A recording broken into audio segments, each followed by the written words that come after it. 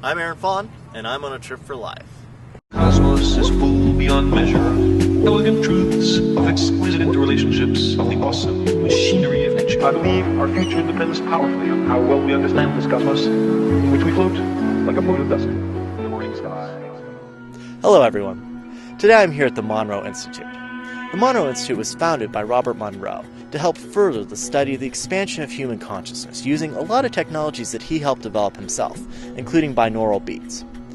I think what they're doing here is really cool, so let's explore it together. Let's start with a bit of background. People from every spiritual and cultural tradition have been exploring their consciousness throughout recorded history using various meditative techniques. The basic technique is pretty simple, actually. Sit down, shut up, and breathe. Think as little as possible and pay attention. Eventually, what you perceive changes in some way, great or small. See? You're meditating. Easy. There are many variations, of course, walking meditation being the most common, but results can be painfully slow, so our ancestors came up with all sorts of ways to facilitate meditation, including dancing, drums, or music, or even exposing the body to extremes of temperature, like in a sweat lodge.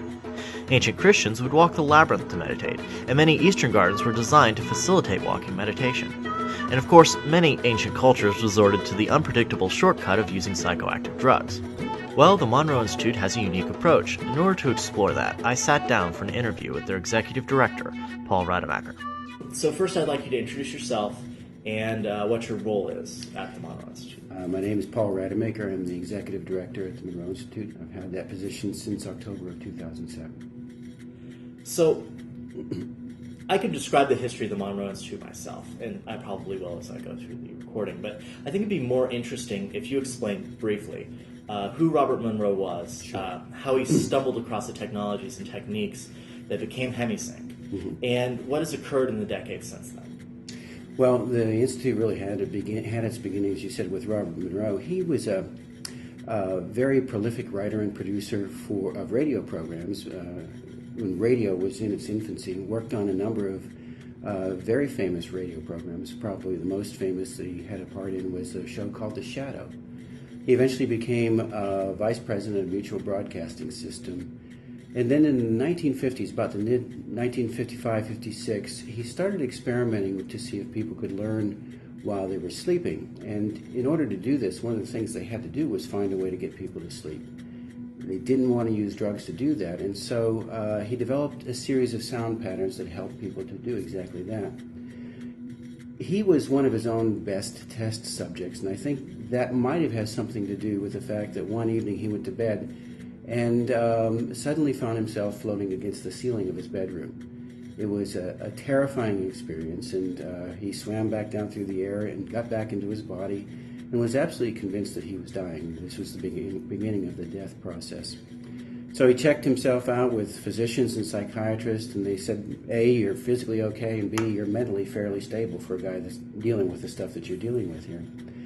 And so gradually he let go of some of the terror and began to get very curious about this whole experience and wondered if he could develop sound patterns, because he was an expert in sound, to help to, first of all, to control these events that were happening to him spontaneously, and secondly, to see if there was some way that he might be able to induce it in other people so that they could begin to explore what this whole phenomenon was about. As you can imagine, because back in those days there were very few people who were talking about anything to do with altered states of consciousness, he was really on his own and had to kind of create his own map as he went along. And over the years, he refined the sound system through lots of trial and error. And eventually in 1985, he created the Monroe Institute as a nonprofit organization. And we have continued that service to humanity ever since in the exploration of these extraordinary states. Talking about meditation in a scientific context can be very challenging because so much of what experienced is solidly in the realm of subjective, experience. However, from a purely biological perspective, what effects can be demonstrated in people using brain entrainment technologies like the ones that Robert Monroe developed? Well, that's a really interesting question because, there are really two ways to approach this issue. One is from a quantitative, more traditional scientific perspective, which is obsessed with the idea that if you can measure it, then it's real, and if you can't measure it, then it's not real. The problem is that we're dealing with realms of experience that don't fit neatly into that easily measured category. And so you can look at this phenomenon from the perspective of EEGs, even fMRIs, and those kinds of things, which, by the way, we're going to be starting to do very shortly here with the Division of Perceptual Studies at the University of Virginia.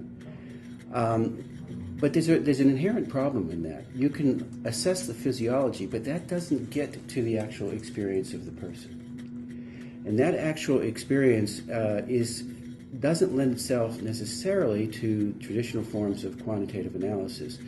When you're looking at experience, you're thinking more in terms of narrative, story, verbal reports, and those kinds of things that fall more into what is traditionally known as a qualitative approach to this study. We happen to think that it's going to require both of those. Traditionally, you've had to kind of choose between one or the other, but we feel like there's some kind of a methodology that brings the best of both worlds in together. And I think as we move forward in research, the question of methodology is just as important as what our research is. You raise an interesting point in that science is often obsessed with what it's capable of measuring. Right. But what it is capable of measuring over time changes because we develop new technologies, Absolutely. we develop new ways of perceiving reality through our mechanisms and machines. True. This results in some statements from science in the past seeming kind of hilarious in context. A really good example is what occurred in molecular biology in the early part of last century. The majority view was that it was proteins that were carrying the genetic information because they were easy to observe. They were something that they could actually tear apart. They saw they were very complex. They didn't really understand them.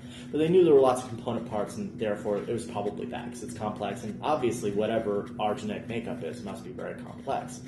As a result, the people who began understanding that it was actually nucleic acids that were the genetic molecule, they were ostracized for a long time. And this was just because the capability of understanding and perceiving the complexity that was within the DNA molecules, for instance, and the RNA molecules, just wasn't there. They could observe by roundabout methods, like radio tracing and such, that there was in fact this molecule, and it probably was DNA. But the majority scientific opinion still didn't move for an awfully long time, just because their mechanisms didn't suggest that this was the case. And I think that it's very important for science to recognize that we don't understand everything. And that someday, it's good to be moderate when we say things, because otherwise someday we'll end up looking like idiots when new evidence comes out. That's right. That's right. So when it comes to things that are very subjective, it's probably good for us to just stand aside and say, well, that very much could be real. And it may be in the future that we can even prove scientifically that it's real. But for now, we'll just have to study it in a whole other method. What do you think about how science moves? I think it's very interesting because even though we pretend otherwise, I don't think you can divorce science from personality. And we're all personalities, and we have our own unique biases. And it seems to be that our biases fall in line with whatever we've studied, and that's our structure of the world. That's the way we view reality, and we insist that be true for everyone else. And scientists, in many ways, are subject to that, just as we all are. And so when you combine what you talked about, which is the limited ability at times to measure everything, all the information that we want to, with the fact that scientists are people, there's plenty of room for distortion in all of that. And that's why they always say that science proceeds with the death of the previous generation. So it's and I think it's true in a lot of ways, because we're talking about evidence, but we're also talking here about worldviews, and those are very slow to change. So one thing that science has definitely and concretely established is that there are certain brain states, and these brain states correspond to certain broad, I should say, spheres of awareness, let's say. And people might hear them referred to as alpha, beta, delta, theta, or REM.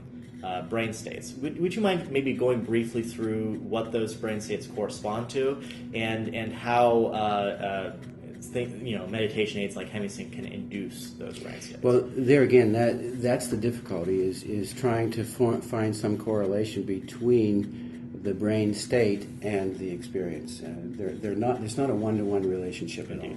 Within any given brain state, you're going to have a wide variety of experience. So the alpha state is sort of a resting state. It's actually, children tend to spend a lot more time in the alpha state. But as we move into adulthood, then we tend to spend the bulk of our day in the beta state.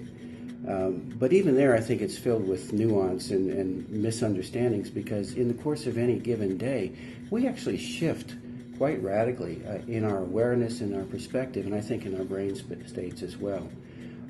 If you begin to slow the brain down a bit more, then you're moving into the theta states, and these are states of reverie and light meditation, that kind of thing. And then even slowing them down further, you're moving then into the delta states, and this is deep meditation. This can be healing states for microtissue repair and so on. But even, as I say, in the course of a given day, in the normal adult working consciousness, we're moving between all of those states from time to time. I think a good example of that was, if you've ever had the experience of driving down the highway and you suddenly realize you're 20 miles past your exit and you have no awareness whatsoever of what has intervened, well, where are you? You're in a different perceptual sphere entirely. You could be, rehearsing some grievance from the past. You could be anticipating something from the future. You're anywhere but in that present state where you should be, which is driving the car. Well, what's the most amazing about that, I have myself experienced that driving an awful lot lately, is that you don't crash the car. Exactly. While you're doing that. Exactly. There's some part of you that is autonomous and is capable of controlling even a very complex device like a vehicle, while your mind is completely elsewhere. I know. Doing something else, and it's really pretty remarkable. Another great example is that, an athlete who's in a moment of peak performance, or an artist who's painting, may actually be in a very similar brain state. Exactly. But they're doing entirely different things. Right. And so I do think that the brain states are something that we're sort of, it's a structure that we're putting these things in because we're capable of observing those things. But each of those states is a very broad thing. Absolutely. And it's important for people to bear in mind that just because you say, oh, somebody's in beta state, you can't really say, oh, well, that means that they're aware and they're very much interested in what's going on. It may be that they're very aware of their daydreaming that they're doing right now. It may be that they're painting or they're driving or doing something else. It can be very, very variable. And I think that's the key of some of the work that we do at the Monroe Institute, is that you can take these different brain states into different domains of perception. It isn't just about perceiving the physical world. And even within perceiving the physical world, there are many different ways to do that. Sometimes we are very much attentive to what's going on, awake and alert. But there are also times when we can enter into very sacred states in which we feel there's a spiritual awareness within the physical world itself. We can encounter that world from a perspective of profound fear, from profound creativity. All of those happen within the physical realm. But it's also to take those same kinds of experiences and transcend the physical so that we even move into what's normally called the metaphysical realms. Now, there are a number of different ways that a person can sort of manipulate their mental state. Now, of course, the most popular ones are things like alcohol, which work in a very crude way to chemically change the mind. Right. And then there are traditional methods like beating drums or the Japanese meditation music, which is usually a flute and a string instrument. And then there are more modern methods. The modern methods generally fall into things like binaural beats and isochronic tones, or colors or other visual manipulation. What differentiates HemiSync from these other, perhaps more simple methods of manipulating brain states? Well, I think the first thing is that it's an auditory system as opposed to a visual system. And in many ways, I think it does draw on old technologies. You mentioned drums beating. There's a certain rhythm that happens with that. And with music, there's a certain vibration that happens with that. And so the sort of the elegant part of the HemiSync is that you have a tool where you can be pretty precise about those vibrations and the beating that happens. And within that gives you some easier way to begin to control, or at least create a context in which the brain can be invited to move into these altered states of awareness. So just to be clear, the sort of basic thing that's going on, and then there are other things layered on top of it, it is a binaural beat sort of architecture. Right. Would you mind explaining how we believe, and because it's kind of hard to precisely figure out why this works, that binaural beats are able to manipulate mental states? Well, actually, that's a question that is fraught with a lot of different opinion. There was Bob Monroe's original opinion, which was that I think probably it would be a good idea for me to first explain what a binaural beat is. Yeah, go ahead. The way this works is that we put headphones on somebody, or they put the headphones on themselves, and we'll put a tone in one ear and then a slightly different tone or slightly different pitch in the other ear. And those two pitches are very close in their frequency, but they're not exact. And so if you've ever tuned a guitar or listen to somebody tune a piano, when you have two tones that are very close but not matching, you'll get a vibrato or a wavering, a third tone that gets produced. Well, if you're doing that with the headphones on, that third tone, that wavering or vibrato, gets produced in the brain. And it seems to be that the brain uses both hemispheres in order to produce that tone, which that's where the term hemisync comes from, the synchronization of the hemispheres. So you've got this tone that is inviting the brain then to move to a different state. The brain is constantly looking for new states of homeostasis. And so when you're introducing something, the brain is always assessing, do I want to go in there, or don't I want to go there? And if it's an interesting enough thing, the brain will start to mimic that to some extent. And it's important to understand that this is an invitation for the brain. It isn't forcing the brain to do this. It's sort of like going to a dance hall. If you listening to music, you can ignore the music entirely as you're engaged in a conversation with somebody. But after a while, subconsciously, you might catch the beat and start tapping your toe. And then if you get really interested, you might go on onto the dance floor. That's a metaphor for what's happening with the brain here. We're just inviting the brain to dance. And you as a person always have control of whether you want to move into those states. So it's a subtle, elegant system that allows the person to have control and yet invites the person and the brain into a context of exploration. So the second question then is, how does it work? And we always say at the Monroe Institute that it works very well. Part of the reason is because there's been some evolution in the thinking about what the mechanism may be here. Originally, Bob Monroe thought that this was a question of brain entrainment. In other words, you're introducing certain vibrations to the brain, and then that's causing the brain waves to sort of move in concert with those brain waves that are being introduced. We're not quite so sure that that's the case anymore. As we've been looking at this more and more, we're beginning to think that this might even have something to do with quantum effects at the microtubule level of the brain. This is just a theory at this point in time that we've got to do a lot more experimenting with, but some of the old ways of looking at this, we're not quite so sure that that's exactly the way it's happening. But the interesting thing is it works. Regardless of what the mechanism is, it's very effective in allowing people, inviting people to explore. I know, that was a long episode, but the conversation was fascinating and I didn't want you to miss much of it. If you want to hear more, I will be releasing a full-length version of the interviews that I conducted for this topic soon. And that's only part of the territory I want to cover. Join me next time where I will explore the future plans of the Monroe Institute and possible applications of brain entrainment technologies on the trip for life. Hello everyone. Over the past 10 months, I've traveled all over the United States in search of technologies and societal adaptations to help us cope with a changing world.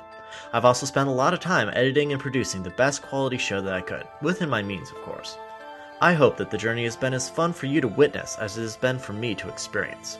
The things I've seen and documented give me hope that we can, indeed, pull through the challenges of a changing world. However, at the moment, I find myself not only on a trip for life, but also on a search for funding. My original plan was to fund the show with contributions and memberships to my website. That has not panned out. It may just be a symptom of the lousy economy, but only a few generous people have paid up to keep this show going. The Trip for Life is a full-time job, what with all the traveling and the extensive editing that goes into each episode. And even with all my frugal ways, my savings are running out. So I'm trying a new strategy, Kickstarter, a website dedicated to funding projects such as mine. Just go to Kickstarter.com and search for The Trip for Life. Once there, you can watch a quick video explaining what I'm doing, see what rewards I have on offer for contributions, and choose to be a backer, quickly and easily. Please back The Trip for Life so that I can continue on this journey to bring you the best of the future today. The sky calls to us. If we do not destroy ourselves, we will one day venture to the stars.